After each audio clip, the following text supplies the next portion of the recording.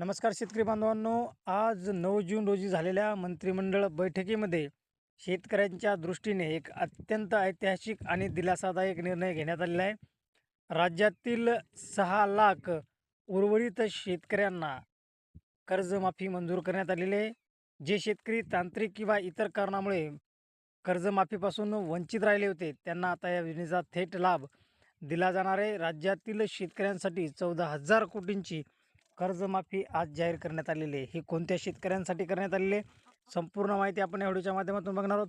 त्यामुळे चॅनलवरती जर नवीन आला असाल तर अशाच अपडेट आणि माहितीपूर्ण व्हिडिओसाठी आपल्या यूट्यूब चॅनलला सबस्क्राईब करायला विसरू नका. तर मित्रांनो, मुख्यमंत्री देवेंद्र फडणवीस यांच्या अध्यक्षतेखाली आज दिनांक 9 जून राज्य सरकारची मंत्रिमंडळ बैठक घेण्यात आली. या मंत्रिमंडळ बैठकीच्या महत्त्वाचे निर्णय घेण्यात आलेत. सामान्य प्रशासन विभागाबरोबर उच्च व तंत्र शिक्षण विभाग, वित्त विभाग व उद्योजक विभागांतर्गत हे निर्णय घेण्यात आलेले आहेत. मंत्रिमंडळ बैठकीत शेतकरी कर्जमाफी संदर्भात महत्त्वाचा निर्णय घेण्यात आलेला आहे. मागील कर्जमाफी योजनेत राहिलेल्या शेतकऱ्यांनाही आता कर्जमाफी मिळणार आहे. यासाठी जवळपास 14,000 कोटी रुपये दिले जाणार आहेत. त्यामुळे कर्जमाफीपासून वंचित राहिलेल्या शेतकऱ्यांना लाभ मिळणार असून डोक्यावरील कर्जांचे ओझे कमी होणार आहे. 5 लाखापेक्षा जास्त शेतकऱ्यांना या कर्जमाफी योजनेचा लाभ होणार आहे. 2017 आणि 2019च्या कर्जमाफीत अनेक शेतकरी अडकले होते.